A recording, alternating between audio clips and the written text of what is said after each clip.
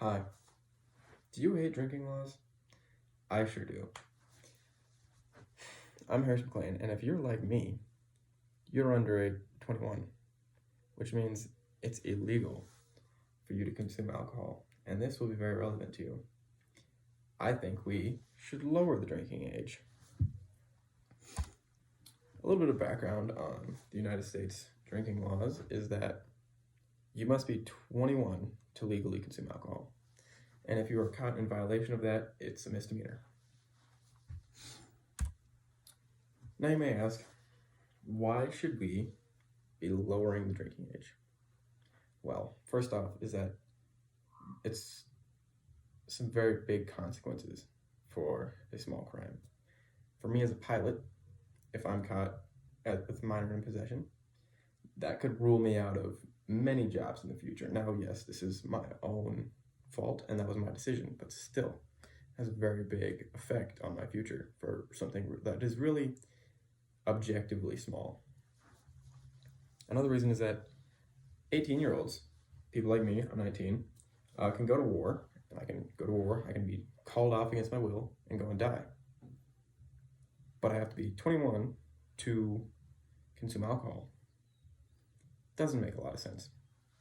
And until last year, I could go up to any gas station and buy cigarettes, which are proofly much more dangerous than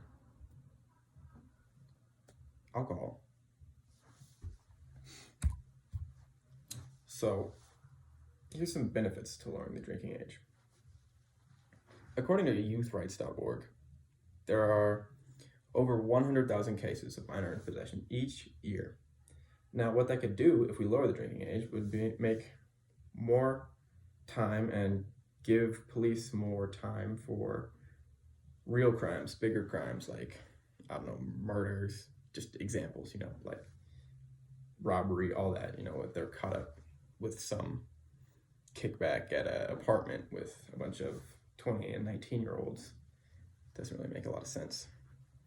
And less kids can have their lives essentially ruined from minors in possession. It would essentially eliminate minors in possessions for people 18 or older. I mean, you'd still have that minor in possession if you're younger than 18, but that clears off once you turn 18, so not that big of a consequence. You still get in trouble and still, you're shamed, but you don't have that constant, oh no, what am I going to do if my future employer sees this? Or, this was just a stupid mistake that I made when I was 19 and now, it's come back to haunt me so many years later. And another benefit with that, there would be more consistency in age regulations. Most of the time, at 18, you're allowed to do basically anything. You're considered an adult. But if you're considered an adult, you're not allowed to buy alcohol. That's a little bit odd, but I mean, you can rent a car at 25. That's one age restriction. That's a little bit off. And according to UMCK, lowering the drinking age could actually lower drinking accidents. You may be asking me, how does that work? So imagine you're at a party and you're underage and you've drank too much. You have drank way too much. You are floored, just absolutely hammered. You can't even speak. You are incoherent.